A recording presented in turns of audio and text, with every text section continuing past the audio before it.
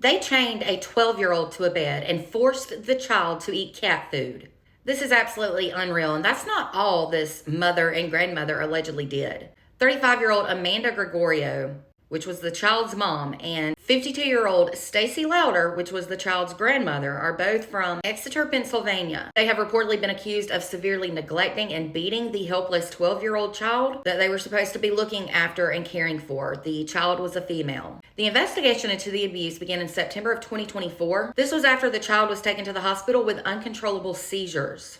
Amanda reportedly admitted to drugging her daughter with 50 milligrams of Benadryl and 60 milligrams of melatonin. That was before the daughter had the medical emergency of the seizures. During the hospital stay, it was said the doctors noticed how malnourished the little girl was and that her body was covered in bruises and cuts and scars from being tethered. This then caused doctors to luckily notify authorities. Reportedly, the girl was visibly beaten and battered, and she only weighed 50 pounds at the time. She was eventually placed into the custody of a child safety organization called Luzerne County Children, Youth, and Families. When authorities talked to the little girl, she reportedly told them about the horrible punishments and inhumane circumstances that she suffered at the hands of her very own mother and grandmother. She told them that the women chained her to a bed and they forced her to use the bathroom on herself when she had to go. A witness reportedly told police that the child was chained to the mattress like Jesus was to the cross, and that was inside their home at this trailer park pictured here. It was also said that the two women had placed security cameras to watch the little girl to make sure she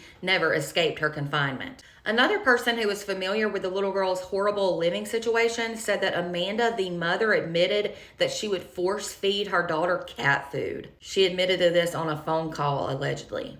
The mother tried to say she didn't want to tie down her daughter, but that the grandmother, Stacy, forced her to. As the investigation continued, police found out about more instances where the girls suffered injuries over the years. It was said in 2023, Amanda bashed her daughter's head with a broom. That caused a large gash and bump on the little girl. Instead of seeking medical attention, Stacy, the grandmother, then poured super glue over the little girl's wound. Unbelievable. The child also reportedly showed up to school around that time with a black and blue eye.